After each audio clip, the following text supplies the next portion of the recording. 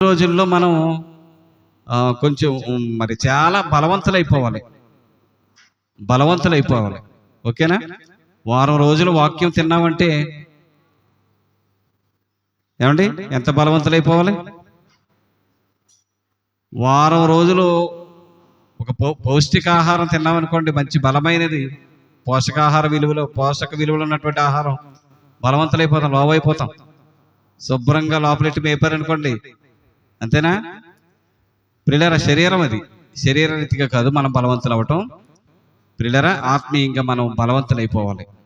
ఈ 8 రోజులు కూడా మీరు గొప్ప బలవంతులు కావాలి అనేటువంటి ఉద్దేశంతోనే ఈ మహత్తరమైనటువంటి కార్యక్రమాన్ని చేపట్టాం ప్రియులారా.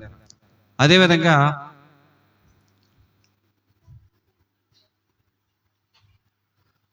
ఓకే ప్రియులారా, ఇక సమయాన్ని వృధా చేయొద్దు. మనం దేవుని దాసులు మన మధ్యలో ఉన్నారు, రాంప్రసాద్ గారు. వారి ద్వారా దేవుడు మన కొరకు ఏం మాట్లాడనై ఉన్నాడో, ఏమి సిద్ధపరిచాడో, వాటి వెంటకు మనం సిద్ధపడదాం ప్రియులారా. మరి సమయంలో రాంప్రసాద్ గారు మరి వాక్యాన్ని అందించాలని సమయాన్ని వారికి అప్పగిస్తున్నాం.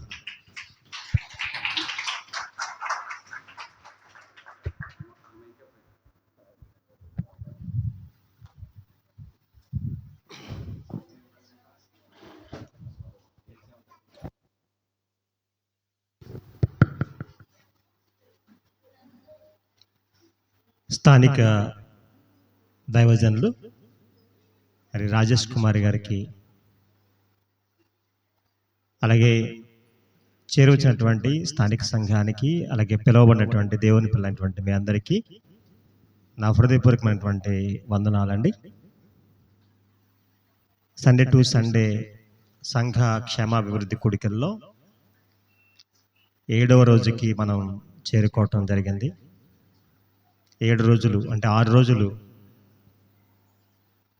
బలమైనటువంటి సోదరు చెప్పినట్లుగా పౌష్టికాహారం, ఆత్మకు సంబంధించినటువంటి ఆహారాన్ని మీరు విని బలపడారని నమ్ముచున్నాను. పుచ్చలంక మరి క్రీస్తు సంఘంతో దేవుడు నాకు ఇచ్చినటువంటి ఈ చక్కని అవకాశాన్ని బట్టి, అలాగే ఈ సహవాసాన్ని బట్టి దేవుని ఎంతగానో మహిమపరుస్తున్నాను, స్తుతిస్తున్నాను. ఐద్యలంక క్రీస్తు సంఘం నుంచి ప్రత్యేకమైన వందనాలు కూడా తెలియజేస్తున్నాను. మరి సోదరులు రాజేష్ గారితో ఎప్పటి నుంచో మరి పరిచయం, మా చిన్నప్పటి నుండి వారితో పరిచర్య ప్రారంభించక ముందు మేము పిల్లలాగా ఆడుకునేటువంటి స్టేజ్ నుంచి కూడా ఆయన తెలుసు. అయితే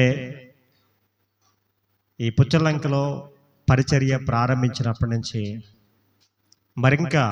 మరింత బాగా మరి పరిచయస్తుడిగా ఉండి, దేవుని యొక్క ప్రేమను బట్టి మరి ఇలా సహవాసం కలిగి జీవించే కృపను దేవుడు అనుగ్రహించాడు. అందుని బట్టి దేవునికి కృతజ్ఞతాస్తుతులు చెల్లిస్తున్నాను. అంతేకాకుండా పుచ్చలంక క్రీస్తు సంఘం నుంచి మరి మా స్థానిక సంఘం కూడా ఎన్నో విషయాలు తెలుసుకోవటం జరిగింది. మీకు తెలియదు, ఎందుకంటే ఒక సంఘమును చూచి మరో సంఘం బలపడుతుందన్న సంగతి మీకు తెలుసో తెలీదు.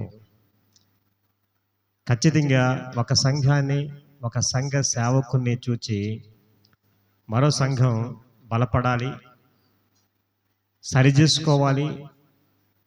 మరి ఆధ్యాత్మికమైనటువంటి విషయాల్లో ఖచ్చితంగా విడిచిపెట్టాలి. ఏదైతే అలవర్చుకోవాలో వాటిని అలవర్చుకోవాలి, ఏవి నేర్చుకోవాలో అవి నేర్చుకోవాలి. అది వాక్య ప్రకారంగా.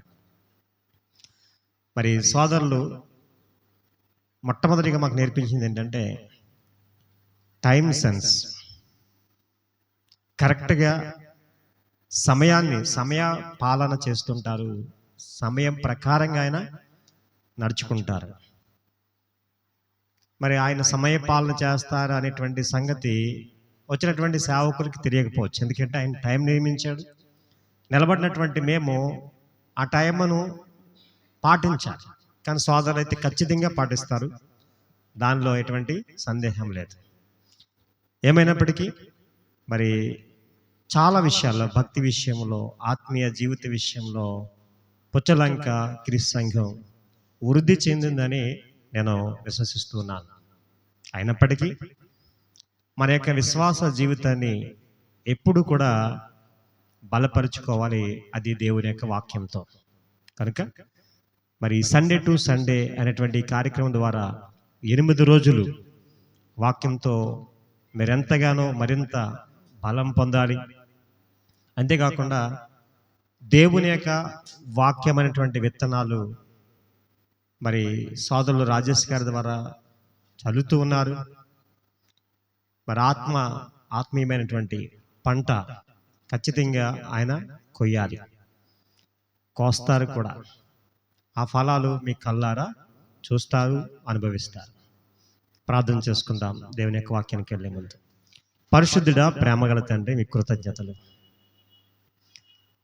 పుచ్చలంకలో ఉన్నటువంటి నీ కుమారుని యొక్క సంఘముతో కలిసి, అలాగే చేరువచ్చిన నీ పిల్లలతో కలిసిలా నీ మాటలు పంచుకునేటువంటి ధన్యతను నీ యొక్క సేవకునిగా నాకు అనుగ్రహించిన నీ కృపగా స్తోత్రాలు.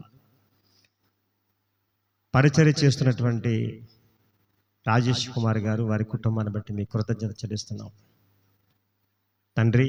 నీ పనిలో అలుపెరగక శ్రమిస్తూ నాటి అపోస్తుల బోధన అనుసరిస్తూ వారు జీవించిన విధానాన్ని తెలుసుకుని ప్రారంభ శతాబ్దపు క్రైస్తవులు జీవించినటువంటి రీతిగా జీవింపజేయాలని మీరున్నటువంటి ఆ లోకానికి వారసులుగా కేవలం మరి నీ సేవకుడు మాత్రమే కాకుండా నడిపింపబడుతున్నటువంటి సంఘము కూడా చేరుకోవాలన్నటువంటి సదుద్దేశముతో జరిగిస్తున్నటువంటి పరిచర్యలో మా తండ్రి భాగముగా సండే టు సండే అనేటువంటి ఆదివారం నుంచి ఆదివారం వరకు సంఘ క్షేమాభివృద్ధి కూడికలు మరి నీ ప్రియ కుమారులు ఏర్పాటు చేశారు తండ్రి.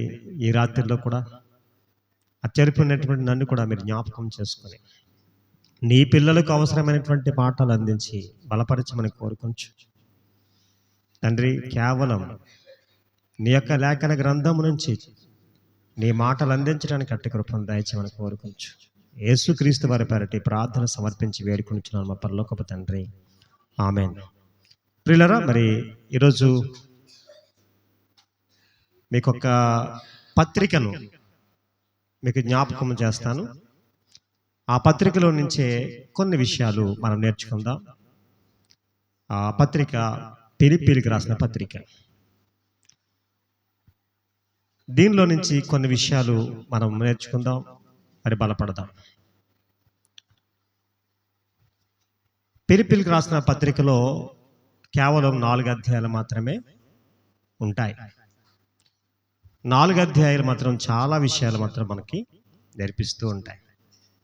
యాక్చువల్గా దీని గురించినటువంటి చరిత్రకు వెళ్ళి అసలే తర్వాత దీనిలో ఉన్నటువంటి విషయాలను మనం నేర్చుకుందాం. చరిత్రలో గురించి ఆలోచన చేస్తే ఫిలిప్పీ రాసినటువంటి పత్రిక, ఈ ఫిలిప్పీ అనేటువంటి పట్టణం ఎలా వచ్చిందని చరిత్ర చెప్తుందంటే, అలెగ్జాండర్ అనేటువంటి చక్రవర్తి వాళ్ళ తండ్రి గారు సుమారుగా 356 క్రీస్తు పూర్వం ఆయన దండయాత్ర చేసి ఒక ప్రాంతాన్ని స్వాధీనం చేసుకుంటే, ఆ ప్రాంతం పేరైతే నాకు తెలియదు కానీ ఆ ప్రాంతానికి అలెగ్జాండర్ తండ్రి గారు అనేటువంటి ఆయన పేరు ఫిలిప్పు అంట, ఆ ప్రాంతానికి పెట్టాడు. అదే ఫిలిప్పీ పట్టణం.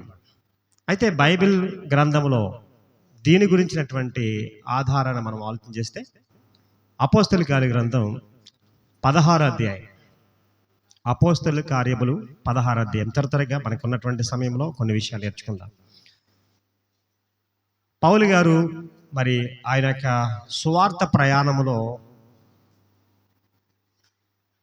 మొదటి ప్రయాణంలో మరి ఆయన తిరిగినటువంటి ప్రాంతం మనం చూస్తే 11, 12 వచనాలు చూద్దామండి. కాబట్టి త్రోయ విడిచి ఓడెక్కి తిన్నగా సముద్ర కేకును మరునాడు నయపోలికిని అక్కడ నుండి ఫిలిప్పికి వచ్చితిమి. మాసిదోనియా దేశముల ఆ ప్రాంతములకు అది ముఖ్య పట్టణమును రోమీయులకు ప్రవాస స్థానమునై ఉన్నది. ఇక్కడ ఒక విషయం మనకు అర్థమవుతుంది ఏంటంటే, అపోస్తలుడైనటువంటి పౌలు గారు సువార్త ప్రయాణములో సువార్త పరిచర్య చేసేటప్పుడు ఆయన ప్రయాణించినటువంటి ఒక పట్టణము, ఇది చాలా ముఖ్య పట్టణం. పౌలు గారు పరిచర్య చేసేటప్పుడు ఆయన చాలా ముఖ్య పట్టణాలకే ఎక్కువ ఆయన వెళ్ళారు. మీరు తెస్సలోనికే కానీ, కొరింథీ కానీ, ఈ పట్టణాలన్నీ కూడా ప్రవాస ప్రాంతాలు. అంటే చాలా పెద్దవారు. మనకిప్పుడు ముఖ్యమంత్రులు, ప్రధానమంత్రులు, వీళ్ళు పెద్ద పెద్ద మంత్రులు ఎక్కడ ఉంటారు? మెయిన్ సిటీస్లో ఉంటారు. ఆ సిటీస్లో ఆయన అటువంటి సిటీస్ ఏదంటే ఫిలిప్పీ పట్టణం. అక్కడ ఆయన సువార్త ప్రకటించారు. ఇంకా ఆలోచన చేస్తే ఈ ఫిలిప్పీ పట్టణంలోనే మొట్టమొదట సువార్త ప్రకటించినప్పుడు ప్రథమ ఫలముగా ఎవరిని సంపాదించారంటే లుదియా గారు. ఎవరండి? లిడియా అంటారు. లుదియా అక్కడ వాక్యం విని మరి ఆమె బాప్తిసం పొందుతుంది. ఆమె కాకుండా ఆమె ఇంటి వారు కూడా బాప్తిసం పొందేటువంటి సందర్భం. కేవలం అంత మాత్రమే కాకుండా ఈ ఫిలిప్పీ పట్టణంలోనే చితక బాధించుకున్నటువంటి పరిస్థితి కూడా ఉంది. ఎవరు? పౌలు, శీల, వీరిద్దరు కూడా. రెండవ ఫలం ఎవరంటే చెరసాల నాయకుడు, ఆ చెరసాల అధికారి మరి రెండవ ఫలముగా ఈ ఫిలిప్పీ పట్టణంలో ఉన్నాడు. అర్థమవుతుందా ప్రియమైన దేవులారా? అంటే ఈ ఫిలిప్పీ పట్టణంలో వాక్యం ప్రకటింపబడింది పౌలు గారి ద్వారా. మరి చాలామంది ఆ చరిత్రకారులు చెప్పేటువంటి మాట ప్రకారంగా ప్రారంభం అక్కడ ఫిలిప్పీ పట్టణంలో ఉన్నటువంటి సంఘ స్థాపన అనేది లుదియా అనేటువంటి వారి యొక్క గృహంలో జరిగిందని అంటూ ఉంటారు. కనుక ఈ ఫిలిప్పీ ఈ పట్టణానికి వచ్చి అక్కడ సువార్త పరిచర్య చేసి అక్కడ కొందరిని మరి సంఘముగా ఏర్పరిచి వారిని ఉత్తరము ద్వారా బలపరుస్తూ రాసినటువంటి మాటలే ఫిలిప్పీకి రాసిన పత్రిక. మీకు అర్థమవుతుందండి? సరే, ఫిలిప్పీ పత్రికను గురించినటువంటి కొన్ని విషయాలు మీకు అర్థమవని అనుకుంటున్నాను. అయితే మరి ఈ ఫిలిప్పీ పత్రికలో కొన్ని ప్రాముఖ్యమైనటువంటి విషయాలను ఈరోజు మనం ఆలోచించేద్దాం. ఎందుకంటే ఫిలిప్పీ సంఘంలో ఉన్నటువంటి మరి ఆ సంఘం నేర్చుకోవాల్సినటువంటి విషయాలు ఉన్నాయి, నడవలసినటువంటి పాఠాలు ఉన్నాయి, అలాగే లోపాలు ఉన్నాయి, సరి చేసుకోవాల్సినటువంటి విషయాలు ఉన్నాయి. ఒక పత్రిక ఒక సంఘానికి వ్రాస్తున్నప్పుడు ఆ సంఘంలో ఉన్నటువంటి వారందరినీ ఉద్దేశించి బలపరచడానికి అపోస్తలుడైన పౌలు ఒక ఉత్తరంగా రాసేవారు. పత్రికలన్నీ కూడా అవే. ఆ పత్రిక చదివించుకుని లేకపోతే చదివి ఎవరి ద్వారా పంపించారో ఆ పత్రికను చదివి సంఘం చాలా బలపడేది. అంతేకాకుండా లోపాలను సరిచేసుకునేది, సక్రమైనటువంటి మార్గములో నడిచేది. ప్రారంభ సంఘం అలాగే చేసింది. ఈరోజు ఉత్తరాలతో పని లేదు, లేకపోతే ఒకరు తీసుకొచ్చి ఒక ఉత్తరం చదివి వినిపించవలసినటువంటి పని లేదు. ఈరోజు దేవుడు ఎంతో మందిని సేవకులను ఏర్పాటు చేసుకున్నాడు. పౌలు గారు సంఘానికి వ్రాసినటువంటి ఉత్తరాలు ఏవైతున్నాయో వాటిని వివరించి ఖచ్చితంగా ఇప్పుడు కూడా మనం ఏం చేస్తున్నాం? సేవకులు ఎవరైతే ఉన్నారో వారి ద్వారా వినిపిస్తూ ఉన్నారు. కనుక సంఘం అనేది బలపడాలి. ఈ మాటల ద్వారా సంఘం బలపడాలి. అది దేవుని యొక్క ఉద్దేశమైనది. కనుక ఇక్కడ కొన్ని విషయాల్ని మనం ఆలోచన చేద్దాం ప్రియమైన దేవులారా. కొన్ని విషయాల్ని ఈరోజు మనం ఆలోచన చేస్తే, ఈ సువార్త విషయంలో పౌలు గారితో పాటు ఎవరైతే సహకరించారో, లేకపోతే పౌలు గారు ఒక సంఘాన్ని మొట్టమొదట వారు చేసినటువంటి పనిని బట్టి అభినందించేటువంటి కార్యక్రమం చేసేవారు. ఇప్పుడు సేవకులు కూడా ఇక్కడ నిలబడి కొన్ని మీరు చేసినటువంటి మంచి పనులను బట్టి అభినందిస్తారు. పౌలు గారు కూడా ఫిలిప్పీలో ఉన్నటువంటి ఆ సంఘాన్ని అభినందిస్తూ కొన్ని విషయాల్లో అభినందిస్తున్నాడు.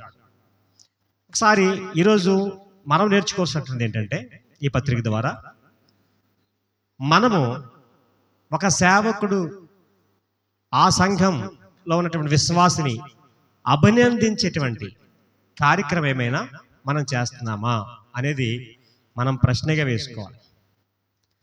నేను ఈ పని చేయటం ద్వారా ఈరోజు నా సువార్థికుడు గుర్తించాడు, దేవుడు గుర్తించాడు, అలాగే నా సువార్థికుడు గుర్తించాడు అనే ఆలోచన సంఘముగా మనం కలిగి ఉండాలి. ప్రియమైన దేవులారా, అపోస్తలుడైన పౌలు ఫిలిప్పీలో ఉన్నటువంటి సంఘాన్ని అభినందిస్తూ ఒక మాట చెప్తున్నాడు. చూడండి, మొదటి అధ్యాయము, ఫిలిప్పీలకు రాసిన పత్రిక మొదటి అధ్యాయము 3-6 వచనాలు కలిసే ఉన్నవి. ఒకసారి చదవండి. మొదటి దినము నుండి ఇది వరకు సువార్త విషయములో మీరు నాతో పాలివారయుండుట చూచి మీలో ఈ సత్క్రియను ఆరంభించిన వాడు యేసుక్రీస్తు దినం వరకు దాన్ని కొనసాగించడని రూఢిగా నమ్ముచున్నాను అన్నాడండి. ఇక్కడ అంటున్నాడు పౌలు గారు అభినందించేటువంటి విషయం ఏంటంటే, ఆ ఫిలిప్పీలో ఉన్నటువంటి సంఘం అంట పౌలు గారితో పాటు మరి ఆయన సువార్తలో పాలివారై ఉన్నారట. నెంబర్ 1, ఈరోజు మనం తెలుసుకోవాల్సిన విషయం ఏంటంటే, సువార్త విషయంలో ఫిలిప్పీ సంఘము పౌలు గారితో పాటు పాలివారై ఉన్నట్లుగా మనం చూస్తున్నాం. ఈరోజు మనం కూడా స్థానిక సంఘముగా సువార్థికులతో పాటు మనం పాలివారిగా ఉన్నామా? సువార్త విషయంలో పాలివారిగా ఉన్నామా? పాలి భాగస్తులై ఉన్నామా? ఆలోచన చేయని ప్రియమైన దేవులారా, సువార్త అనేది భారముతో కూడినది. అది పని. సువార్త అనేది దేవుని యొక్క మాటలు వినిపించటం. సువార్త ద్వారా ఒక వ్యక్తిని దేవుని చెంతకు నడిపించుటకు ప్రయాసపడడం. దీనిలో చాలా అంశాలు ముడిపడి ఉన్నవి. కనుక సంఘం అంతా కూడా సువార్థికునికి ఎలా ఉండాలి? పాలి భాగస్తులుగా ఉండాలి. కనుక ఈరోజు ఆలోచన చేస్తే, సంఘములో సువార్థికుని పని చేస్తుంటే, సువార్థికుని పని అలా చేస్తుంటే అలా చూసే సంఘ విశ్వాసులు ఉన్నారు. చాలా బాధాకరమైన విషయం ఏంటంటే, ఆయన చేసుకుంటాడులే, ఆయన చూసుకుంటాడులే, పర్వాలేదు మా సేవకుడికి ఏమంటే ఆస్తుంది, లేకపోతే ఏదో ఉందిలే, ఆయన సామర్థ్యం కలిగినటువంటి వాడులే, ఇటువంటి ఆలోచన ఈరోజు సువార్తికుని విషయంలో సంఘం అభిప్రాయం కలిగి ఉంది. కాదు, ప్రతి ఒక్కరు కూడా సువార్తికునితో పాలిభాగస్తులు అవ్వాలి. ఆ పనిలో పాలిభాగస్తులు అవ్వాలి. కింద చెప్తున్నాడు చూడండి, ఎలా పాలిభాగస్తులు అయ్యారో ఒకసారి చెప్తున్నాడు. కింద మనం చూద్దాం. చూడండి, 7వ వచనం చదవండి. నా బంధకముల యందును నేను సువార్త పక్షమున వాదించుట యందును దాన్ని స్థిరపరచుట యందును మీరందరూ ఈ కృపలో నాతో కూడా పాలువారై ఉన్నారు కనుక నేను మిమ్మను నా హృదయములో ఉంచుకొని ఉన్నాను. ఏమంటే ఇందుచేత మిమ్మల్ని అందరినీ గురించి ఇలాగూ భావించుట నాకు ధర్మమే అంటున్నాడండి. హృదయములో ఉంచుకున్నాడట. ఆలోచించండి ప్రేమ దేవులారా, వీళ్ళు దేనిలో పాలుభాగస్తులయ్యారు? దేనిలో పాలుభాగస్తులయ్యారట? బంధకములు, నా బంధకములు యందు అన్నాడండి. అంటే పౌలు గారు కష్టాన్ని అనుభవిస్తే ఆ కష్టములో పాలుభాగస్తులయ్యారు. మీరు చూశారు కదా, ఫిలిప్పీలకు రాసిన పత్రికకు మూలం అపోస్తల కార్యములు 16 అధ్యాయం చూసాం కదా. అక్కడ సువార్త ప్రకటించేటప్పుడు పౌలు శీలను చిత్తగబాదారు లేదా? చెరసాల్లో పెట్టారు లేదా? అంటే ఆ పెట్టే సమయంలో కూడా అక్కడ ఉన్నటువంటి స్థానిక సంఘం ఏం చేశారు? వారితో పాటు పాలుభాగస్తులుగా ఉన్నారని మనం గుర్తించాలి. నెక్స్ట్ ఇక్కడ చూస్తే ఇంకొక విషయం చెప్తున్నాడు. రెండోది, దాన్ని స్థిరపరచుటయందును మీరందరూ ఈ కృపలో సువార్త పక్షముగా వాదించుటయందును అనం. చూడండి, సువార్త పక్షముగా వాదించుటయందును అంటే ఒకరు నిలబడితే వెంటనే సంఘమంతా వెనక నిలబడేటువంటి వారు ఉండాలి. నా సేవకుడు చూసుకుంటాడులే, ఆయన మాట్లాడేస్తాడే కాదు. ఏదైనా వాదించడం అంటే ఏంటి? ఒక వ్యక్తిని దేవుని వైపుకు మళ్లించుటకు దేవుని యొక్క వాక్యం ద్వారా వారిని ఏం చేయాలండి? సిద్ధపరచాలి, రుజువు చూపించాలి. ఆ రుజువు చూపించట్లో ఫిలిప్పీ సంఘము కూడా పాలిభాగస్తులు అయ్యిందంట. కనుక ప్రియమైన దేవుడు, ఇక్కడ మొట్టమొదటి పాయింట్ మనం చూస్తే పౌలు గారు హృదయములో ఉంచుకున్నారంట వాళ్ళని. ఇలా భావించడం ధర్మమే అంటున్నాడు. కనుక ఈరోజు ఒక సేవకుని యొక్క మదిలోనికి మనం వెళ్ళాలంటే సంఘముగా సేవకునితో పాలిభాగస్తులైతేనే వెళ్తాం. నిజమే, ఒక సేవకునిగా మరి నేను పరిచర్య చేస్తున్నాను, నేను సంఘము కలిగి ఉన్నాను. సంఘములో ఉన్నటువంటి వివిధ మనుషులు యొక్క మనస్తత్వాలు ఎలా ఉంటాయో మాకు తెలుసు. మన సహోదరులు ఆర్వీరావు గారు బోధిస్తూ ఒక సంఘ సేవకుని గురించి మాట్లాడుతూ ఆయన చెప్పారు కొన్ని విషయాలు, మీరు విన్నారు. అంటే ఒక విశ్వాసి హృదయాన్ని సంపూర్ణంగా ఎవరు ఎరిగి ఉంటారంట? సేవకుడు ఎరిగి ఉంటాడు. ఒకవేళ ఆయన మందలించాడు లేదా గద్దించాడంటే ఖచ్చితంగా మనము ఆ లోపం కలిగి ఉన్నామనే, అంతేగాని మనం అది విరోధ భావంతో లేకపోతే మీ మీద కక్షతో అని ఎప్పుడు కూడా ఒక సేవకుడు గద్దించినప్పుడు మీరు అలా భావించకూడదు ప్రేమ. ఓకే, మొట్టమొదటి విషయం మనం చూసాం, పౌలు గారితో పాటు సువార్తలో పాలిభాగస్తులుగా ఫిలిప్పీ సంఘం ఉంది. ఈరోజు పుచ్చలంక సంఘం ఉందా? ఆలోచన చేయండి. మరి మీరు ఏ పనిలో పాలిభాగస్తులుగా ఉంటున్నారో ఆలోచన చేయండి. సువార్త పనిలో మీరందరూ పాలిభాగస్తులుగా ఉండాలని మరి దేవుని యొక్క మాటల ద్వారా మిమ్మల్ని హెచ్చరిస్తూ ఉన్నాను. రెండో విషయాన్ని మనం చూస్తే ప్రియమైన దేవులారా, ఫిలిప్పీలో ఉన్నటువంటి సంఘం మరొక మంచి అభినందించదగ్గ మంచి మాటలు కలిగి ఉంది. ఒకసారి చూస్తే 2వ అధ్యాయం, ఫిలిప్పీలకు రాసిన పత్రిక 2వ అధ్యాయం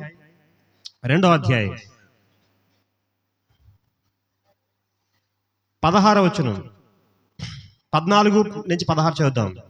మీరు మూర్ఖమైన వక్రజనం మధ్యను నిరపరాధులను నిష్కలంకులను అనింద్యులనైన దేవుని కుమారులన్నట్లు సనుగులను సంశయములను మాని సమస్త కార్యములను చేయుడి అని చెప్పి, అట్టి జనం మధ్యను మీరు జీవవాక్యమును చేతపట్టుకుని లోకమందు జ్యోతుల వలె కనబడుచున్నారు. అందువలన నేను వ్యర్థముగా పరిగెత్తలేదనియు నేను పడిన కష్టం నిష్ప్రయోజనం కాలేదనియు క్రీస్తుదినం నాకు అతిశయ కారణము కలుగును. అంటే ఒక సేవకుడు ప్రయాస పడుతుంటే ప్రయాసలో ఫలితం ఏంటంటే ఆ సంఘం వారి దగ్గర ఏముండాలంటే దేవుని యొక్క వాక్యం ఉండాలి, జీవవాక్యం ఉండాలి. వాక్యము ఏమై ఉంది? వెలుగు. ఏమండి, ఏమంటాడు?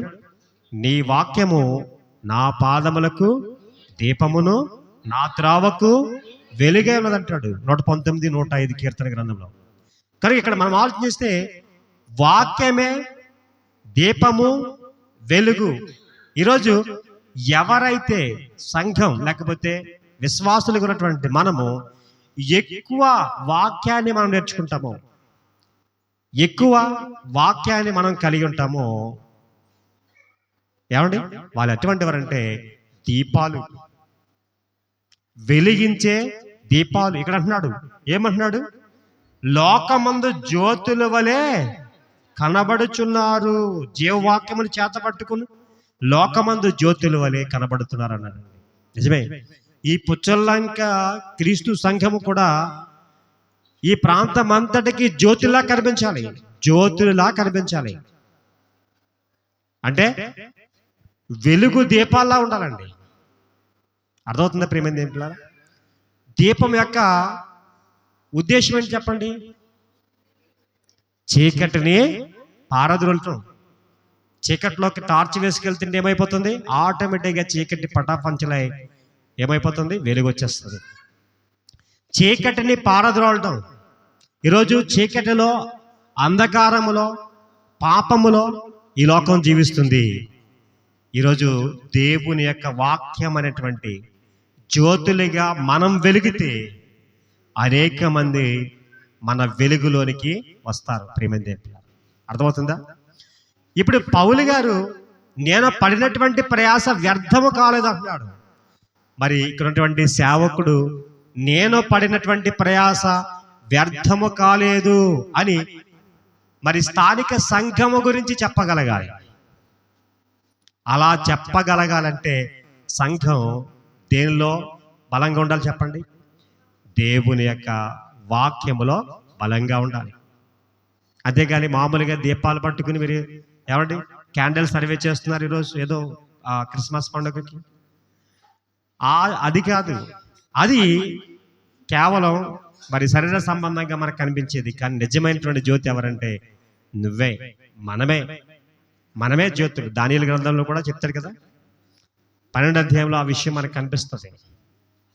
చూడండి ఒకసారి 3వ వచనం.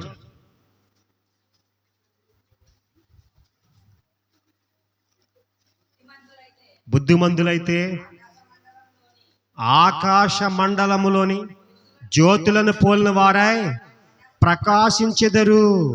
నీతి మార్గములను అనుసరించి నడుచుకున్నట్లు ఎవరు అనేకులను త్రిప్పుదురో వారు నక్షత్రం వలె నిరంతరము ప్రకాశించెదరు. అంటే నక్షత్రాలు అన్నాడు, జ్యోతులు అన్నాడు, వెలుగు అంటే అనేకులను త్రిప్పేవారు.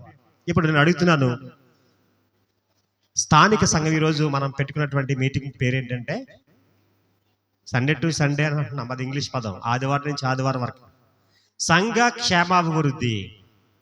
అర్థమవుతుందండి? దానిలో వృద్ధి కనిపిస్తుందంటే సంఘము దేనిలో లోపాలు ఉన్నాయో వాటిని సరిచేసుకోవడానికి ఈ మీటింగ్స్. రెండోది, సంఘము సంఖ్యలో వృద్ధి కూడా చెందాలి. వృద్ధి చెందడానికి మరి సేవకుని యొక్క పాత్ర కొంచెమే. నేను చాలాసార్లు చెప్తూ ఉంటాను, సేవకుని పాత్ర కొంచెం, మీ పాత్ర ఎక్కువ. ఎలా అంటే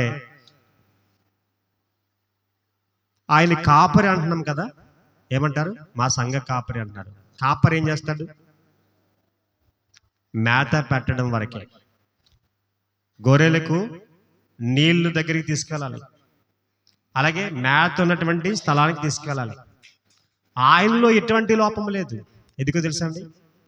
ఆయన ఎంత మేత కావాలో అంత మేత పెడుతున్నాడు. మేత అంటే మళ్ళీ లోకంగా వెళ్ళిపోకండి. దేవుని యొక్క వాక్యం వారానికి 2 పర్యాయములు బైబిల్ క్లాస్లో వాక్యం చెప్పిస్తున్నారు. అలాగే ఆదివారం ప్రత్యేక రీతిగా మీకు ఆరాధనలో వాక్యం ఉంటుంది. అలాగే ప్రతి నెలలో 2వ శనివారం వాక్యాన్ని నేర్పించేటువంటి కార్యక్రమం ఏర్పాటు చేశారు. వినియోగించుకునే వారు కొంతమంది ఉన్నారు, దాన్ని వినియోగించుకోవాలనేటువంటి కొంతమంది ఉన్నారు. అంటే మీకు కావలసినటువంటి సమృద్ధి అయినటువంటి వాక్యాన్ని దేవుడు చెప్పినటువంటి నియమ ప్రకారంగా ఆయన చేస్తున్నాడు. గొర్రెలు మేత తిని బాగా బలంగా పెరిగిపోవటమేనా? అంతేనా? అవేనా వృద్ధి చెందడం అంటే? ఒక ఆయన 2 గొర్రెలు కొనుక్కున్నాడు. సంవత్సరం అయ్యేటప్పటికి, లేదా 2 మేకలు కొనుక్కుంటే సంవత్సరం అయ్యేటప్పటికి ఎన్ని అవుతాయి? మా ఊర్లో అయితే మేకల మేపు వాళ్ళు ఉన్నారు, వాళ్ళు అడిగితే చెప్పేస్తారు ఈజీగా. 6 నెలలకు ఒకసారి అవి మేకలు ఏమవుతాయి? ఫలిస్తాయి. సంవత్సరానికి 2 కానుపులు పడతాయి. ఒక్కోటి 2 మేకలు పడతాయి. తెలుసా? అంటే గొర్రెలు కూడా అంతే, ఒక్కోటి 2 గొర్రెలు కంటూ ఉంటుంది. మంద ఆటోమేటిక్గా 2తో ప్రారంభించినటువంటి ఆ కాపరి దానికి మేత, నీళ్లు పెడతాడంతే, దాని యొక్క ఆలనా పాలన చూస్తాడంతే. ఆ యొక్క మంద మాత్రం వృద్ధి చెందుతూ ఉంటుంది. కారణం ఏంటంటే చెప్పండి, కారణం ఏంటి? కనవలసినది గొర్రె, మేత పెట్టవలసింది కాపరి, వాక్యం అందించవలసింది సేవకుడు, మీరు ఆ వాక్యాన్ని వ్యాప్తి చేయవలసింది మీరు. మరొకరిని దేవుని చెంతకు తీసుకురావాలి. ఒక గొప్ప సంగతి ఏంటంటే, అంటే మీకు తెలియని విషయం ఏంటంటే, కేవలం మన పరిధిలోనే మనం చూస్తూ ఉంటాం. అందరు క్రైస్తవులు అండి, ఇక్కడ మా పక్కన క్రైస్తవులే, ఆ పక్కన క్రైస్తవులు, ఇంకెక్కడ క్రైస్తవులు? ఏమంటే క్రైస్తవేతరులు ఇంకెవరు లేరా? సువార్త ప్రకటించడానికి, మీరు వాక్యం అందించడానికి ఎవరు లేరంటే చాలామంది ఉన్నారండి, చాలామంది ఉన్నారు. నాకు తెలిసినటువంటి ఒక సహోదరుని దగ్గరికి సుమారుగా 20 కిలోమీటర్ల నుంచి దేవుని యొక్క వాక్యం వినడానికి వస్తారు. ఏంటి 20 కిలోమీటర్ల నుంచి వస్తారంటే వస్తారండి. ఇక్కడే మనకి వాక్యం అందించినటువంటి ఒక సహోదరుని దగ్గరికి 15 కిలోమీటర్ల నుంచి వాక్యం వినడానికి వెళ్తున్నారు. ఏంటి 15 కిలోమీటర్ల నుంచి వెళ్తారా? వెళ్తారు. ఎందుకంటే సత్యము, దేవుని యొక్క వాక్యం, సత్యమైన సంఘం, సత్యమైన వాక్యం, ఆ యొక్క వాక్యంలో ఉన్నటువంటి ఆ యొక్క రుచి తెలిస్తే ఎక్కడికైనా వెళ్తారు, ఎంత దూరమైనా వెళ్తారు, వస్తారు. ఖచ్చితంగా మనం చేసిన పని ఏది కనుక ప్రియమైన దేవులారా, రెండోది వారిని అభినందిస్తున్నాడు. నేను చేసినటువంటి ఈ పని వ్యర్థం కాలేదని చాలా హ్యాపీగా ఉన్నాడు పౌలు. ఈరోజు మీ సేవకుడి హ్యాపీ ఎప్పుడంటే, మీరు జీవవాక్యముని చేత పట్టుకుని జ్యోతుల వలె కనబడతామంటే, అనేక మందిని వెలిగించినప్పుడు మీ సేవకునికి హ్యాపీ. అలాగే సంఘము కూడా వృద్ధి పొందుతుంది. ఇక ఫిలిప్పీ సంఘంలో మూడో పౌలు అభినందించేటువంటి విషయం చూశాడు. మూడో విషయాన్ని మనం చూద్దాం. 4వ అధ్యాయం, ఫిలిప్పీయులకు రాసిన పత్రిక 4వ అధ్యాయం 15వ వచనం నుంచి మనం చూద్దాం. ఫిలిప్పీలారా, సువార్తను నేను బోధింపను ఆరంభించి మాసిదోనిలో నుండి వచ్చినప్పుడు ఇచ్చి విషయంలోను పుచ్చుకొని విషయంలోను మీరు తప్ప మరి ఏ సంఘం వారు నాతో పాలెవారు కాలేదని మీకే తెలియను. నెక్స్ట్ 16వ వచనం, ఏలైనగా దెస్సలోనికలో కూడా మీరు మాటికి అవసరం తీర్చుటకు సహాయం చేసితిరి.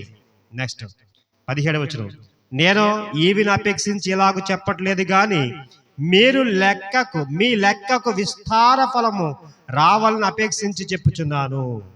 18వ వచనం, నాకు సమస్తమును సమృద్ధి కలిగి ఉన్నది, మీరు పంపిన వస్తువులు ఎపఫ్రోదితు వలన పుచ్చుకొని ఏమీ తక్కువ లేక ఉన్నాను. తర్వాత, అవి మనోహరమైన సువాసనయు దేవునికి ప్రీతికరమును ఇష్టమునైన యాగములై ఉన్నవి అన్నాడండి. ప్రియమైన దేవులారా, ఇక్కడ ఫిలిప్పీలో ఉన్నటువంటి సంఘం, అపోస్తలుడైనటువంటి పౌలు పరిచారకుడిగా ఉన్నాడు. వారికి బోధించి వెళ్ళిపోయాడు. ఆయన సువార్త ప్రకటిస్తున్నాడు. ఆయన తెస్సలోనికి వెళ్ళాడు. అక్కడి నుంచి ఇంకా చాలా పట్టణాలకి సువార్త ప్రకటించడానికి వెళ్ళాడు. మరి అన్ని సంఘాలకి లేఖ రాలేదు, కొన్ని సంఘాలకి లేఖ రాయటం జరిగింది. ఆ లేఖలు ఇక్కడ కనిపిస్తున్నాయి. కానీ సువార్త ప్రకటన అయితే చాలా ప్రాంతాలకి ఆయన వెళ్ళారు. ఖండాలకే వెళ్ళారు. ఆసియా ఖండానికి కూడా ఆయన రావటం అనేది జరిగింది. ఇక్కడ ఆలోచన చేయని ప్రియమైన దేవులారా, ఫిలిప్పీలో ఉన్నటువంటి సంఘానికి ఉన్నటువంటి ఒక ప్రత్యేకత ఏంటంటే, ఆ పరిచారకుడు ఎవరైతే సంఘాన్ని మరి సంఘానికి వాక్యం చెప్పారో, బలపరిచారో ఆయనను మరిచిపోలేదు. ఏం చేస్తున్నారంటే వీళ్ళు, నేను బోధింపనారంభించి మాసిదోనియా నుండి వచ్చినప్పుడు ఇచ్చి విషయంలోనూ పుచ్చుకునే విషయంలో మీరు తప్ప మరి ఏ సంఘం వారు నాతో పాలేవారు కాలేదని మీకే తెలియను అన్నాడండి. అంటే ఇంకా చాలా సంఘాలు ఉన్నాయి, కానీ ఫిలిప్పీలో ఉన్నటువంటి సంఘానికి ఉన్నటువంటి ప్రాధాన్యత ఏంటంటే, ప్రియమైన దేవులారా, ఇచ్చే గుణం, దేవుని పరిచర్య కోసం ఇచ్చేటువంటి మంచి గుణం ఉంది. అది గురించి అభినందిస్తున్నాడు. ప్రతి సంఘానికి ఖచ్చితంగా దేవుని పని కోసం, దేవుని యొక్క పనిలో పాలి భాగస్తులుగా ఉండాలి. అలాంటప్పుడే సంఘం వృద్ధి చెందుతుంది. మర్చిపోకండి, సువార్త వ్యాపకం అనేది జరుగుతుంది. కేవలం పుచ్చలంకే కాదు, పుచ్చలంకను ఆనుకుని ఏమంటే మీ యొక్క బంధువులు, స్నేహితులు ఎవరైతున్నారో, ఇంకా సువార్త ప్రకటింపబడినటువంటి ప్రాంతాలు ఏమున్నాయో ఆ ప్రాంతాల్లో కూడా సువార్త ప్రకటింపబడుతుంది. మర్చిపోకండి. మనం అనుకుంటున్నాం సంఘం అంటే ఇక్కడే స్థిరం, ఇదే పుచ్చలంకలోనే ఇక్కడే చెయ్యాలి అనుకోవటం కాదు. ఈ పుచ్చలంకలో ఉన్నటువంటి సోదరులు చెప్తూ ఉంటారు, ఆయన ట్రైనింగ్ క్లాసులు ఏర్పాటు చేయడం ఉద్దేశం ఏంటి తెలుసా? ఇక్కడి నుంచి కొందరినైనా సేవకులను తయారు చేయాలి. ఈ సంఘం, ఈ పుచ్చలంకటువంటి క్రీస్తు సంఘం అనేక మంది సేవకులను తయారు చేయాలి. ఈ సంఘం నుంచి, ఇక్కడి నుంచి అనేక ప్రాంతాలలో సువార్తను ప్రకటించాలి. అక్కడ సువార్త వ్యాపకం కావాలి. ఎంత ఉద్దేశం చూడండి. నిజంగానండి, నేను ఆశ్చర్యపోతూ ఉంటాను. నిజంగా ఆయన యొక్క పరిస్థితిని ఆలోచన చేస్తే, పరిస్థితికి కంటే ఇంకా ఎక్కువ దేవుని పని చేస్తూ ఉంటారు. రాజేష్ గారిని ఖచ్చితంగా అభినందించకుండా ఉండలేదు ప్రియమైన పిల్లలు. ఏమండి, కనుక ఇక్కడ అంటున్నాడు, మాటికి అవసరం తీర్చి వచ్చారటండి. ఎవరు? ఫిలిప్పీలో ఉంటున్న సంఘం. మీరు మళ్ళొకసారి అపోస్తల కార్య గ్రంథం 16వ అధ్యాయంకి వెళ్ళి 12వ వచనం ఒకసారి చదవండి. 16వ అధ్యాయం 12వ వచనం చదవండి. మాసిదోనియా దేశములో ఆ ప్రాంతములకు, ఓకే, ఏది ముఖ్య పట్టణం? ఫిలిప్పి. అంటే మాసిదోనియా దేశం అయితే ఫిలిప్పి ముఖ్య పట్టణం, అంటే కేంద్ర స్థానం. అది ఆలోచించండి ప్రియమైన పిల్లలు. అంటే మాసిదోనియాలో సువార్త ప్రకటించారా ఎవరు? పౌలు గారు. నిజంగా ఈ మాసిదోనియాలో ఉన్నటువంటి సంఘం అని చెప్పాడు, కానీ ఈ సంఘం ఏదంటే ఫిలిప్పి సంఘం. వీరి యొక్క పరిస్థితి ఒకసారి చూడండి. వారి గురించి చెప్పడం జరిగింది. కొరింథీయులకు రాసినటువంటి 2వ పత్రిక 8వ అధ్యాయం చూడండి ఒకసారి. కొరింథీయులకు రాసినటువంటి 2వ పత్రిక 8వ అధ్యాయం చూడండి. నేను వచనం చెప్పాను బ్రదర్. కొరింథీయులకు రాసినటువంటి 2వ పత్రిక 8వ అధ్యాయము చదవండి. మొదటి నుంచే చదవండి. సహోదరులారా, మాసిదోనియా సంఘములకు అనుగ్రహింపబడి ఉన్న అన్నట్టు చూడండి. మాసిదోనియా దేశంలో ఉన్నటువంటి సంఘములు ఏముండొచ్చు? ఫిలిప్పి ఉండొచ్చా లేదా? ఎందుకంటే అది దేశము, కేంద్ర స్థానం ఏదంటే ఫిలిప్పి పట్టణం. మాసిదోనియా సంఘములు అనడా అంటే ఫ్లోరెన్స్ ఉపయోగించాడు, అంటే బహువచనం ఉపయోగించాడు. మాసిదోనియా సంఘములకు అనుగ్రహింపబడి ఉన్న దేవుని కృపను గురించి మీకు తెలియజేయుచున్నానన్నాడు. కొరింథీలో ఉన్నటువంటి సంఘానికి ఫిలిప్పి సంఘం గురించి, లేకపోతే మాసిదోనియా అనేటువంటి ఆ సంఘం గురించి పౌలు గారు మరొకసారి తెలియజేస్తున్నాడు. ఎందుకు తెలియజేస్తున్నాడు తెలుసా? ఆలోచించండి, కింద మీకు చదివితే అర్థమవుతుంది చూడండి. అంటే దేవుని కృపను గురించి మీకు తెలియజేయుచున్నాను అంటూ, ఏలయనగా వారు బహుశ్రమల వలన పరీక్షింపబడగా అత్యధికముగా సంతోషించిరి. ఏమండి, శ్రమ పడితే సంతోషించే సంఘం ఏమైనా ఉంటుందా? ఏమండి? శ్రమ పడితే హ్యాపీగా ఉంటారు ఎవరైనా? బహుశ్రమలు అనుభవించి వాళ్ళు సంతోషించారట. నిజమే. ఈరోజు క్రీస్తు ప్రభు అని క్రొత్త నిబంధన సంఘం లేకపోతే క్రైస్తవులు అయినటువంటి మనకి శ్రమలు తథ్యం. బైబిల్ చెప్పింది ఖచ్చితం. శ్రమలు అనేటువంటివి తథ్యం. కానీ శ్రమలో మనం చాలా బలంగా ఉండాలి. అది శోధనని యాకోబు అంటాడు. అసలు అది శోధన అనుకోకూడదంట, అది పరీక్ష అంతే అనుకోవాలి. పరీక్ష అని మీరు ఆనందించని అంటాడు.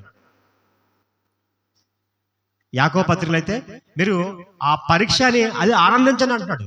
ఇక్కడేమన్నాడు? వాళ్ళు బహు శ్రమల వలన పరీక్షింపబడగా బహు సంతోషించిరి అంట. ఏది? దేవుని యొక్క వాక్యం ఎరిగినటువంటి సంఘం ఖచ్చితంగా శ్రమ ఏదో పెద్ద భారమని ఎంచుకోవాలి. ఎందుకంటే శ్రమ అనేది ఒక పరీక్ష అని ఖచ్చితంగా మనం గమనించాలి. అయితే ఇక్కడ కింద చదవండి. మరియు వారు నిరుపేదలైనను వారు దాతృత్వం బహుగా విస్తరించెను. ఈ కృప విషయములోను పరిశుద్ధుల కొరకైన పరిచర్యలో పాలు పొందు విషయంలోను మనఃపూర్వకంగా మమ్మను వేడుకొనుచు వారు తమ సామర్థ్యం కొలదియే కాక సామర్థ్యము కంటే ఎక్కువగాను తమంతడు తామే ఇచ్చినని మీకు సాక్ష్యం ఇచ్చుచున్నాను అన్నాడండి. ఇక్కడ మనకి ఏమర్థమైందట? సామర్థ్యం ఉంటే ఎవరైనా ఇస్తారు. సామర్థ్యం ఉంటే ఎవరైనా ఇస్తారు.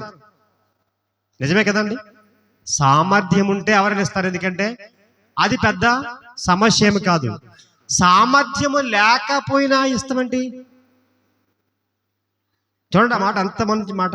సామర్థ్యము కంటే ఎక్కువగా తమ సామర్థ్యము కొలదే కాక సామర్థ్యము కంటే ఎక్కువగా తమంతటి తామే ఇచ్చారు. ఎవరు వెళ్ళు? ఫిలిప్పీ సంఘం అండి.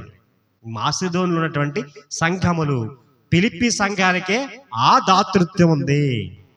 ఫిలిప్పీ సంఘానికే ఇచ్చి పుచ్చుకునేటువంటి ఆ గుణం ఉంది. ఫిలిప్పీ సంఘానికే ఆ యొక్క దాతృత్వ గుణం ఉంది. వాళ్ళు శ్రమల వల్ల పరీక్షింపబడుచుండగా వాళ్ళు ఏం చేస్తారటండి? ఏం చేస్తారటండి? వాళ్ళ దాతృత్వం సంతోషించారు, అత్యధికంగా సంతోషించారు. దాతృత్వం బహుగా విస్తరించింది. ఈరోజు దేవుని పిల్లలంటే మనం ఒకసారి ఆలోచించాలి. స్థానిక సంఘముకు ఒకసారి ఆలోచించాలి. మనము దేవుని పని కొరకు అలా ఇవ్వగలుగుతున్నామా? సంఘ క్షేమాభివృద్ధి చెందటం కోసం, లేదా వృద్ధి చెందటం కోసం దేవుని పని కొరకు మనం ఈ యొక్క దాతృత్వం కలిగి ఉన్నామా? ఆలోచించేయండి. కలిగి ఉన్నామా? శ్రమ వస్తే నేను ఇవ్వలేను అని వెనక్కి తగ్గిపోయేటువంటి పరిస్థితి. నిజమే. ఈ విషయం చెప్పొచ్చో చెప్పకూడదో నాకు తెలియదు, కానీ ఇక్కడ ఉన్నటువంటి స్థానిక సంఘం నిజంగా అభినందిస్తున్నాను. ఎందుకంటే నా పరిచర్యలో, ఐద్యలంకలో జరిగేటువంటి పరిచర్యలో కూడా పాలిభాగస్తులుగా ఉన్నారండి. నేను ఎంతో హ్యాపీ అవుతున్నాను. నిజమే. ఒక ఫిలిప్పీలో ఉన్నటువంటి సంఘం నాకు జ్ఞాపకం వస్తుంది. మాటి మాటికి పౌలు గారికి ఏం చేసిందంట? ఫిలిప్పీలో ఉన్నటువంటి సంఘం సహాయం చేస్తుందట. నిజమే ప్రియమైన దేవులారా, మరి ఇక్కడ ఉన్నటువంటి సంఘం నా పరిచర్యలో కూడా పాలిభాగస్తులుగా ఉన్నారు. నేను వారిని అభినందిస్తున్నాను. నేను దాన్ని బట్టి సంతోషిస్తున్నాను. నిజంగా ఈ యొక్క దాతృత్వం ఈ స్థానిక సంఘానికి ఉంది. ఇంకా ఈ దాతృత్వం మనం ఎప్పుడు కూడా కలిగి ఉండాలి. అది గురించి పౌలు గారు ఆ సంఘాన్ని అభినందిస్తున్నారు. చూడండి, దీని అంత బాగా చెప్తున్నారు. చూడండి ఒకసారి మళ్ళా కొలస్సీలకు రాసిన పత్రికలు 4వ అధ్యాయానికి వెళ్ళి మనం చూద్దాం. ప్రియమైన దేవులారా, క్షమించాలి, ఫిలిప్పీలకు రాసిన పత్రిక 4వ అధ్యాయంకి వెళ్ళి మనం ఆలోచించేద్దాం. ఇక్కడ ఆలోచన చేస్తే ప్రియమైన దేవులారా ఏమంటున్నాడు? 16వ వచనం చదవండి. ఏలైనగా దెసలోనికలో కూడా మీరు మాటి మాటికి నా అవసరం తీర్చుటకు సహాయం చేసిరి అన్నాడండి.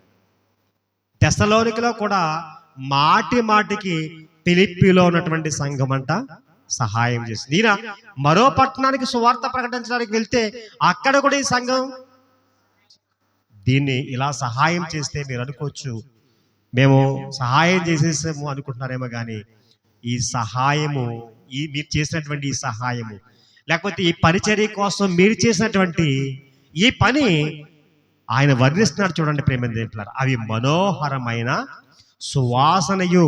18వ వచనంలో 2వ భాగం చూస్తే అవి మనోహరమైన సువాసనయు, దేవునికి ప్రీతికరమును ఇష్టమునైన యాగములై ఉన్నవి. మనకు ఒక విషయం గుర్తొస్తుందో లేదో మీకు ప్రేమ దేవులారా, పాత నిబంధన గ్రంథంలో దేవుడు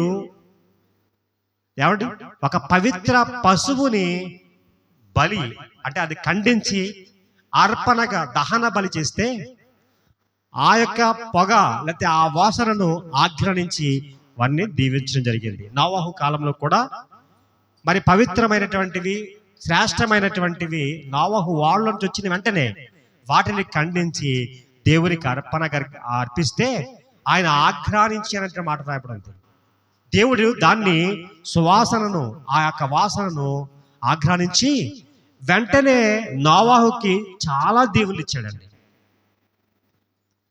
ఆ రోజు ఆదాము ఏదైతే మరి ఆ ప్రారంభ మానవుడైనటువంటి ఆదాముకి ఎలాగైతే ఆజ్ఞలు ఇచ్చాడో, అంటే వారికి దీవెనలు ఇచ్చాడు, మీరు ఫలించి అభివృద్ధి పొంది విస్తరించి భూమిని నిండించండి, అలాగా భూమిని నిండించాలి అని చెప్పాడు. ఏలికగా ఎలాగైతే చేశాడో వాళ్ళకి ఆకుకూరలు, కేవలం ఫలవృక్షాలు వాళ్ళకి ఆహారం ఇస్తే, నోవహు కాలం వచ్చేసరికి మరి మాంసాహారం కూడా ఆహారంగా ఇవ్వటం జరిగింది. ఒక దీవెనలు ఇవ్వటం జరిగింది. ప్రేమ దేవులారా, అర్థమవుతుందా? దేవునికి అవి మనోహరమైనటువంటి సువాసన, ఇష్టమైనటువంటి యాగములు, ప్రీతికరములు, దేవునికి ప్రీతికరములు, మనోహరమైనటువంటి సువాసన ఏవి? ఆ రోజు వాళ్ళు అర్పించినటువంటి బలి అర్పణ.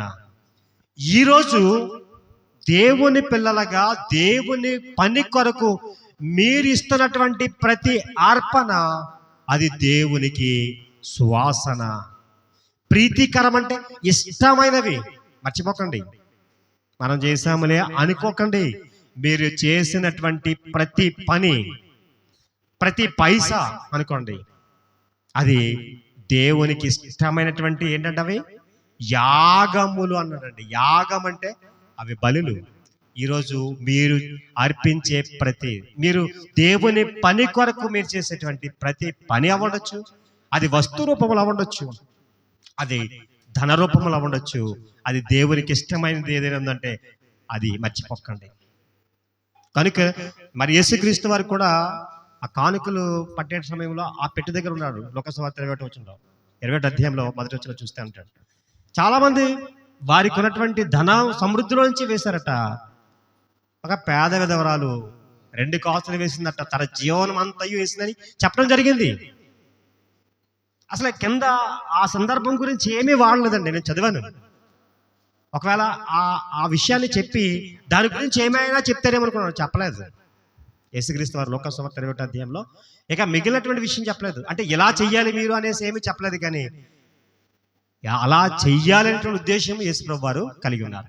అంటే దేవుని పని కోసం మన జీవనాన్ని ఇవ్వాలి. ఓకే అండి. కనుక ప్రియమైన దేవుడు, ఇక్కడ మనం ఆలోచన చేసాం. 3వ విషయం, ఇచ్చే విషయంలో ఫిలిప్పీలో ఉన్నటువంటి సంఘం ఏమండి ఎలా ఉంది? దాతృత్వం కలిగి ఉంది. ఇచ్చే సామర్థ్యం లేకపోయినా కానీ దేవునికి ఇవ్వటానికి సంసిద్ధంగా ఉంది. ఇప్పుడు మనం ఆలోచించేద్దాం, మనం ఆ రీతిగా ఉన్నామా? ఎలా ఉన్నామో ఒకసారి ఆలోచించేద్దాం. 3 విషయాలు అభినందించాడు ఎవరు? పౌలు. 1, సువార్త పనిలో పాలివారిగా ఉండటాన్ని బట్టి అభినందించాడు. 2, దేవుని యొక్క వాక్యం సంపూర్ణముగా నేర్చుకున్నటువంటి దాన్ని బట్టి అభినందించాడు. 3, ఏంటండి?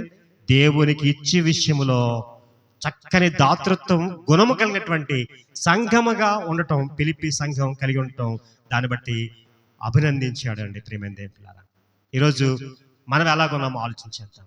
ఇక అభినందించిన తర్వాత లోపాలు కూడా చెప్పాడు.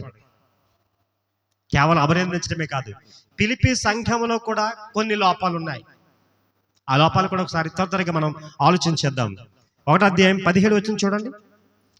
ఫిలిప్పీయులకు రాసిన పత్రిక 1వ అధ్యాయం 17 వచనం. కొందరు అసూయ చేతను కలహబుద్ధి చేతను మరి కొందరు మంచి బుద్ధి చేతను క్రీస్తును ప్రకటిస్తున్నారు. ఎలా ఉన్నారండి? అసూయ, కలహబుద్ధి. ఏమండి, ఖచ్చితంగా కొందరు మంచోళ్ళు ఉంటారు, కొందరు చెడ్డవారు ఉంటారు. ఇక్కడ ఈ ప్రాంతంలో కూడా ఉండొచ్చు, ఆ రోజు ఫిలిప్పీలో కూడా ఉన్నారు, మన మధ్య కూడా ఉండొచ్చు, సంఘంలో ఉండొచ్చు, లేకపోతే సంఘ పరిధిలో కూడా ఉండొచ్చు. కనుక ఇక్కడ పౌలు గారు అంటున్నాడు ఏంటంటే, కొందరు మంచి బుద్ధి చేతను క్రీస్తుని ప్రకటించారు. వారైతే నా బంధకములతో కూడా నా శ్రమ తోడి చేయవాలని తలంచుకుని శుద్ధ మనసుతో కాక కక్షతో క్రీస్తుని ప్రకటించున్నారు అన్నాడు. కక్షతో, శుద్ధ మనసుతో కాకుండా కక్షతో కూడా క్రీస్తుని ప్రకటిస్తున్నారట. అసూయ ఉందట, కలహబుద్ధి ఉందట, కక్ష కూడా ఉందట. ఎవరు ఏమైనప్పటికీ పౌలు గారు ఏమన్నాడు? వీరైతే నేను సువార్త పక్షంగా వాదించుటకు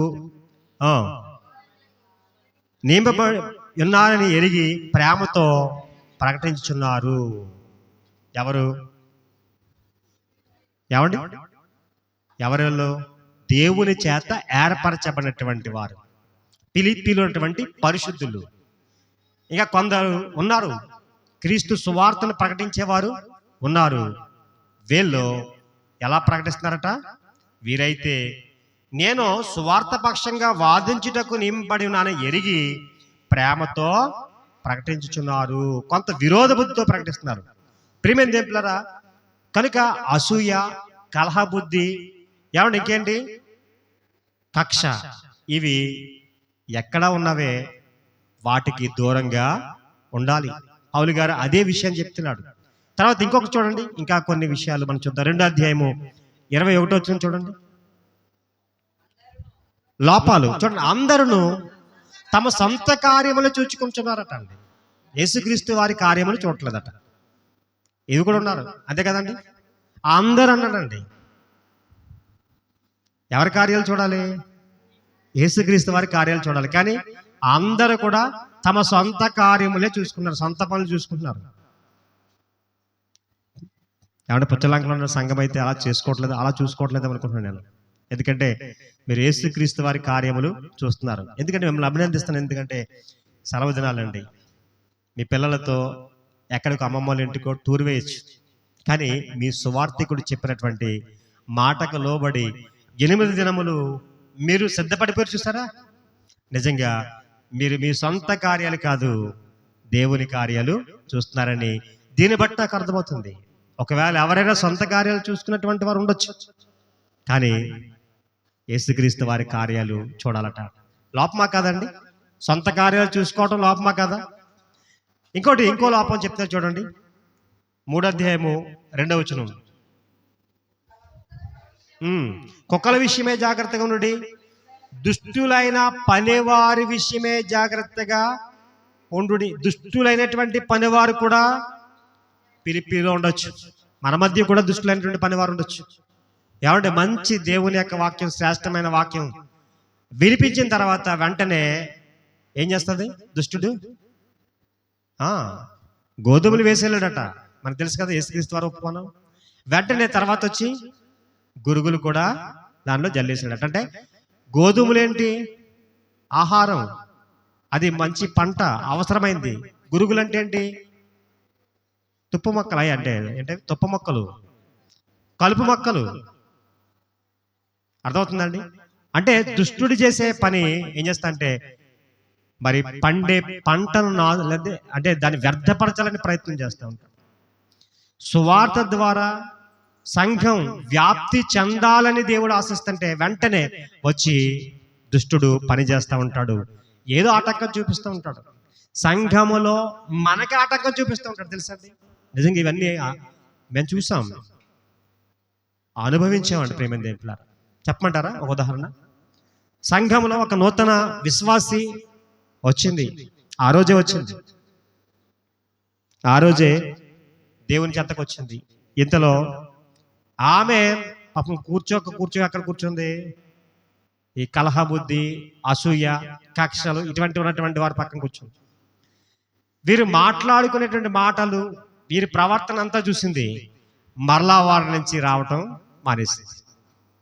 మీకు అర్థమైందా ప్రియమైన దేవుళ్ళ? ఇటువంటి సిచ్యువేషన్స్ సంఘంలో జరుగుతూ ఉంటాయండి. నెమ్మదిగా మరొక అసత్యము ఆల్రెడీ మన ప్రక్కనే ఉంటుంది, మర్చిపోకండి. సత్యం ఉంటుంది, అసత్యం ఉంటుంది. వెళ్ళిపోవడానికి చాలా ఈజీ అసత్యం, అర్థమవుతుందండి. సత్యమే కష్టం, సత్యంలో నిలబడటమే కష్టం. అసత్యం చాలా ఈజీగా ఉంటుంది. బైబిల్లో యేసుప్రభువు చెప్తారు కదా, ఇరుకు ద్వారము ఉంది, విశాల ద్వారం ఉంది. ఇరుకు ద్వారం ఎంతమంది ఉంటారు, ప్రవేశిస్తారు? ఏమంటే చాలా మంది పోరాడతారటండి, పోరాడతారంటండి, పోరాటం. మరి విశాల ద్వారం చాలా ఈజీ కదా. కనుక ఈరోజు చాలా ఈజీ వే ఉంది, అలాగే కష్టమైన మార్గం కూడా ఉంది. ఈరోజు ఎవరైనా సత్యము గురించి లేకపోతే వాక్యం గురించి వచ్చినప్పుడు వెంటనే దుష్టుడు పని చేస్తూ ఉంటాడు, వెంటనే మన నుంచి వెళ్ళిపోతారు. మనకు తెలియదు, మనం ఏం చేస్తామంటే ఒక ఆత్మను ఏం చేస్తామంటే నరకానికి మనమే పంపించినటువంటి వారం అవుతాం. కనుక ఒక విషయం సంఘానికి తెలియాలి ఏంటంటే, ఒక క్రొత్త వ్యక్తి దేవుని యొక్క వాక్యానికి వెంటనికి వస్తే వారి అట్లా ప్రేమ చూపేటువంటి వారు ఉండాలండి. వారిని మీరు చేర్చుకుని మీ ప్రేమను చూపించాలి. అంతేకాకుండా వారికి ప్రోత్సాహం ఇవ్వాలి మీరు. అలాంటప్పుడే సంఘం వృద్ధి చెందుతుంది ప్రేమ దేవులారా. నెక్స్ట్ ఇంకొక వచనం కూడా చూపిస్తాను చూడండి. 3:18 3 అధ్యాయం 18 వచనం. పిలిపిలి రాసిన పత్రిక 3 అధ్యాయం 18 వచనం. అనేకులు క్రీస్తు సిలువకు శత్రువులుగా నడుచుకొనుచున్నారు అన్నాడండి. లోపం. క్రీస్తు సిలువకు శత్రువులుగా నడుచుకుంటారట. అంటే క్రీస్తు సిలువకు శత్రువుగా నడుచుకుంటామండి. ఎవరైనా నన్ను వెంబడిస్తే ఏమన్నాడండి యేసుక్రీస్తు వారు? తన సిలువనెత్తుకుని నన్ను వెంబడించాలి. సిలువ అంటే ఏంటి? శ్రమ అండి. మెడలో వేసుకున్నంత సులువేమి కాదు క్రైస్తవం అంటే. సిలువను మెడలో చైన్ రూపంలో ధరించుకున్నంత సులువేమి కాదు. ఎంత కష్టమైన భారమైన దేవుణ్ణి వెంబడించాము అంటే, ఒకసారి దేవుని వైపుకి తిరిగామంటే మరలా వెనక్కి తిరగకూడదు. నాగటి మీద చేయి వేసి వెనకకి చూడకూడదట. అర్థమవుతుందా ప్రియమైన దేవులారా? అంటే ఈరోజు సిలువకు శత్రువులుగా ఉన్నారు కొంతమంది. శత్రువులు ఉండమంటే శ్రమ అనుభవించడానికి ఇష్టం పట్టలేదు. పౌలు గారు అయితే అలా కాదండి. ఆయన అంటాడు, ఆయన ఇంటెన్షన్ ఒకటే. నేను సమయం అవుతుంది కాబట్టి మీకు ఒక విషయాన్ని చెప్తున్నాను. పౌలు గారు ఈ విషయాలన్నీ చెప్పడానికి ఒక్కటే కారణం. ఈరోజు ఆ విషయాన్ని చెప్పి నేను ముగిస్తాను ప్రియమైన దేవులారా. ఒకసారి చూడండి, మనం చదువుకున్నటువంటి వాక్య పఠనం పిలిపిలి రాసిన పత్రిక 3 అధ్యాయం 10వ వచనం 11వ వచనం కలిసి ఉన్నాయి కదా అండి. ఏ విధము చేతనైనను మృతుల్లో నుండి నాకు పునరుద్ధానము కలగవలనని ఆయన మరణ విషయముల్లో సమాను భావము గలవాడనై ఆయనను పునరుద్ధాన బలము ఎరుగు నిమిత్తము ఆయన శ్రమలలో పాలివాడటకు ఎట్టిదో ఎరుగు నిమిత్తము సమస్తమును నష్టపరచుకుని వాటిని పెంటతో సమానముగా ఎంచుకుంటున్నాను అన్నాడండి. భావం ఏంటో తెలుసా అండి? భావం ఏంటో తెలుసా? ఈరోజు ప్రతి క్రైస్తవునికి పౌలు లాంటి నిరీక్షణ ఉండాలండి. యేసుక్రీస్తు వారు సమాధిని గెలిచారు, సమాధిలో నుంచి పునరుద్ధానుడయ్యాడు. ఈరోజు మనమందరం కూడా ప్రభువు నమ్ముకున్నామంటే అర్థం ఏంటి తెలుసా అండి? మనము కూడా పునరుద్ధానము పొందాలి. యేసుక్రీస్తు వారు ఎలాగైతే తిరిగి లేచారో మనము తిరిగి లేస్తాం. అంటే మరొక జీవితం మనకుంది. శాశ్వతమైనటువంటి జీవితాన్ని మనం అనుభవించాలి. యుగయుగములు దేవునితో ఉండాలి. అది యేసుక్రీస్తు వారు ఏం చేశారండి? మొట్టమొదటిగా మృతిని గెలిచాడు. ఆయన సమాధి గెలిచాడు. ప్రథమ ఫలం. కొరింథీయులకు రాసినటువంటి మొదటి పత్రిక 15 అధ్యాయం ప్రకారంగా చూస్తే 20 నుంచి వ్రాస్తున్నటువంటి మాట చూస్తే, ఆయన మృతి చెందినటువంటి వారు తిరిగి లేవటంలో ఆయన ప్రథమ ఫలము. మొట్టమొదటి తిరిగి లేచినటువంటి ఆయన ఎవరండి? యేసుక్రీస్తు వారు. ఇప్పుడు అదే విధముగా నాకు కూడా కలగాలి అని పౌలు గారు కలిగి ఉన్నారండి. పౌలు గారు అటువంటి ఇంటెన్షన్ కలిగి ఉన్నాడు. పౌలు గారు అటువంటి ఆలోచన కలిగి ఉన్నాడు. కనుక అది నాకు జరగాలంటే, అలా జరగాలంటే ఇదిగో నాకేవేవి లాభకరమై ఉన్నావో వాటన్నిటిని ఎలా చేసుకున్నట్టు అండి? ఎలాగండి? నష్టముగాను పెంటగా ఎంచుకున్నట్టండి, లాభకరమైనది. అంతేకాకుండా క్రీస్తుతో మరి ఎలాగైతే శ్రమ అనుభవించడానికి ఆయన సిద్ధపడిపోయాడట. అందు గురించి చాలా మంది సులువుకు శత్రువులుగా నడుచుకుంటున్నారు అంటున్నాడు. శ్రమ అనుభవించడానికి సిద్ధపడిపోయాడట. ప్రేమైన దేవుళ్ళు ఆలోచించండి. యేసుక్రీస్తుని నమ్మటం అంటే చాలా ఈజీ వే. సరదాగా, హాస్యముగా. ఈరోజు క్రైస్తవం అంటే ఎలాగైపోయిందంటే తెలుసండి, హాస్య నటులు. సినిమాలో ఎటువంటి ఆనందం పొందుతున్నారో ఒక మీటింగ్లో అతి ఆనందం పొందుతున్నారండి. ఒక సోదరుడు నాకు ఒక చిన్న బిట్ పంపించాడు. ఆయన అడుగున్నర మనిషి, అడుగున్నర ఉంటాడంట, 2 అడుగులు ఏమో నాకు తెలియదు. వయసు ఎక్కువ ఉండొచ్చు, కానీ సైజు మాత్రం వేశారు. పెద్ద పోస్టర్ మీద వేశారు. ఆ పోస్టర్ మీద ఎంత అడుగున్నర ఎత్తున్నటువంటి పొట్టివారు వస్తున్నారంటే, మరి పొట్టివారు ఎందుకు వస్తారు? ఎందుకు వస్తారండి? ఎందుకు వస్తారంటే, ఆ మీటింగ్ చూసిన తర్వాత నాకు అర్థమైంది ఏంటి తెలుసా? సినిమాలో హాస్య నటుడు ఉంటాడు కదా, హాస్య నటుడిగా వస్తారు. చాలా మంది ఈరోజు బోధకుల్లో హాస్య నటులు ఎక్కువైపోయారండి. నిజమండి. ఏంటి అంటే అక్కడికి వెళ్తే ఏముంటుంది? నవ్వే నవ్వు. యూట్యూబ్లో కూడా మీరు నవ్వును ఆపుకోలేరు అని రాస్తాడండి. అంటే వెంటనే ఆ ఛానల్ చూస్తారేమని. ఆడి బాధ అది. ఏంటండి, సబ్స్క్రైబ్ పెరిగిపోవాలి, వ్యూస్ ఎక్కువ పెరిగిపోవాలి ఆయన ఆశ. ప్రియమైన దేవులారా, పౌలు గారి యొక్క ఇంటెన్షన్ అంతా ఆలోచన ఏంటి తెలుసండి? పౌలు గారు ఆయన అంటాడు, ఒక మాట చెప్తాడు చూడండి. 17 వచనం చదవండి. 3 అధ్యాయం 17 వచనం.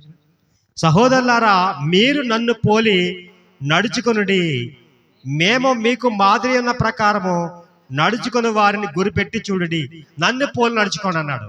ఇప్పుడు పౌలు గారు ఏం చేస్తున్నారు ఆలోచన చేయండి ఒకసారి. మళ్ళా 7వ వచనం ఇక్కడ చదవండి. ఇదే అధ్యాయం 7వ వచనం. ఆయనను ఏవేవి నాకు లాభకరములై ఉండునో వాటిని క్రీస్తు నిమిత్తము నష్టముగా ఎంచుకుంటుని. మళ్ళా 15వ వచనం చదవండి. సహోదరులారా, మీరు నన్ను పోలి నడుచుకునుడి. అంటే పౌలు గారిని పోలి మనం నడుచుకోవాలంటే మనకి ఏవేవి లాభకరమై ఉన్నావో క్రీస్తు నిమిత్తము వాటిని నష్టముగా ఎంచుకొనిడి అన్నాడండి. అవసరమైతే మా విశ్వాస జీవితాన్ని విడిచిపెట్టేస్తాం, కానీ క్రీస్తు నిమిత్తం మేము నష్టం పరుచుకోలేం అని కరాఖండిగా చెప్పారు. చెప్తారా? నిత్య జీవానికి వారసుడవుటకు నేనేం చెయ్యాలి అని ఒక ఆయన వచ్చి యేసు ప్రభు వారి ఎదుట మోకాళ్ళుని అడిగాడు. యేసు ప్రభు వారు ఏం చెప్పారు? ధర్మశాస్త్రం ఏం చెప్తుందయ్యా? నువ్వు వాటిని పాటించు. అయ్యా, నేను బాల్యము నుండి కూడా వాటిని పాటిస్తూనే ఉన్నాను అన్నాడు. అప్పుడు యేసుక్రీస్తు వారు ఏమన్నారు? సార్ చూడండి, మార్కు సువార్త. ముగించేస్తాను, టైం అయిపోయింది. ఈ మాట చూసి ముగించేస్తాను, క్షమించాలి.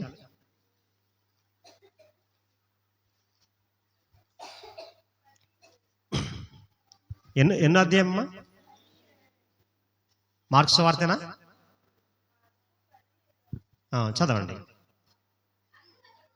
అందుకతడు, బోధకుడా, బాల్యము నుండి ఇవన్నీ అనుసరించుచునే యుంటినని చెప్పాను.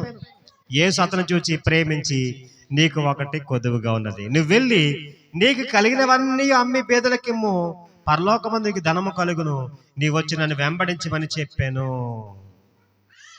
వెంబడించాడా? అతడు మిగిలిన ఆస్తి గలవాడు కనుక ఆ మాటకు ముఖము చిన్నబొచ్చుకుని దుఃఖపడుచు వెళ్ళిపోయాను. ఏంటి ఇంతకాలం ఎంత మరి శక్తి, నా శక్తి, మా తాతలు సంపాదించిన ఆస్తి, నేను సంపాదించిన ఆస్తి అంతా పేదలకి ఇచ్చేయాలా? అబ్బో ఛీ, అవసరమైతే నిత్య జీవాన్నే వదిలేసుకుంటాను అనుకున్నాడు. అర్థమైందండి? మరి పునరుద్ధానములో పాలు పంపులు పొందటానికి క్రీస్తు శ్రమల్లో పాలివాడయ్యాడట. ఎవరు? పౌలు. ఏమండి? సమస్తాన్ని నష్టంగా ఎంచుకున్నాడట పౌలు గారు. మీరేమీ నష్టపోవద్దు, మీరు కూడా నష్టంగా ఎంచుకోవద్దు. కానీ ఏమండి, మీకున్నటువంటి శక్తికి మించి దేవుని పని చేయటానికి, దేవుని పనిలో పాలిభాగస్తులు అవడానికి ఖచ్చితంగా సిద్ధపడిపోవాలండి. మర్చిపోకండి అది గురించి. ఏమండి, దేవుని పని చేయటానికి, దేవుని పనిలో పాలిభాగస్తులు అవడానికి మీరు సిద్ధపడిపోవాలి. ప్రియమైన దేవులారా, ఆలోచన చేయండి. అప్పుడే పునరుద్ధానములు అంటే ఏ విధము చేతనైనను క్రీస్తు పునరుద్ధానములు పాలిభాగస్తులు నేను కావాలని ఏం చేస్తున్నాడు? ఆయన శ్రమలలో పాలిభాగస్తులు అయ్యాడట పౌలు గారు. నష్టముగా ఎంచుకున్నాడు, పెంటగా ఎంచుకున్నాడు, శ్రమల పాలయ్యాడు, కష్టపడ్డాడు. మీరు ఇంటికి వెళ్ళిన తర్వాత మీరు అనేకసార్లు చదివి ఉంటారు. కొరింథీయులకు రాసినటువంటి 2వ పత్రిక 11వ అధ్యాయం 22 నుంచి మీరు చదివితే ఆయన పడినటువంటి కష్టాలు అంతా ఇంత కాదు. ఇప్పుడున్నటువంటి క్రైస్తవుడు ఎవ్వరు కూడా అటువంటి కష్టాలు అనుభవించేటువంటి పరిస్థితి కూడా లేదు. అంత శ్రమ అనుభవించే పరిస్థితి కూడా లేదు. అయినను దేవుడు మనల్ని ప్రేమించాడు. ఇప్పుడు ఉన్నటువంటి పరిస్థితులు అప్పుడున్నటువంటి పరిస్థితులకి భిన్నంగా ఉన్నాయి. మీకు సమీపంగానే మీకు దేవుని యొక్క వాక్యం వచ్చేసింది. ఆ రోజు అలాంటి పరిస్థితులు లేవు. దేవుని యొక్క వాక్యం వినేటువంటి అవకాశం మీకు వచ్చింది. వినియోగించుకోండి, దేవునిలో బలపడండి. ఫిలిప్పీ సంఘానికి ఉన్నటువంటి మరి అభినందించేటువంటి విషయాలు మీరు చేయండి. లోపాలను సరి చేసుకోండి. మనకున్నటువంటిది ఒకటే, ఏంటంటే నిత్య జీవానికి వారసులు అవ్వాలి, పునరుద్ధానం పొందాలి, మృతుల్లో నుంచి తిరిగి మనమందరం కూడా లేవాలి. ఇదే ఆలోచనతో మనం క్రైస్తవులుగా మరి చేయబడ్డాం. మరి క్రైస్తవులుగా ఉన్నటువంటి మనము నిత్య జీవానికి వారసులు అవుదాం. ప్రభువు యొక్క పునరుద్ధానం ఎలాగైతే పొందాడో మనం కూడా తిరిగి లేచే వారిలో మనం ఉందాం. అటువంటి కృపధనిత దేవుడు మీకు అనుగ్రహించును గాక. ఈ మాటల ద్వారా మరి బలపడ్డారని నమ్మొచ్చు. మరి నా మాటలు ముగిస్తున్నాను. ఇట్టి అవకాశం నాకు ఇచ్చినటువంటి సహోదరులు రాజేష్ గారికి నా యొక్క ప్రత్యేకమైన వందనాలు తెలియజేస్తూ ఈ మాటలు ముగిస్తున్నాను. God bless you.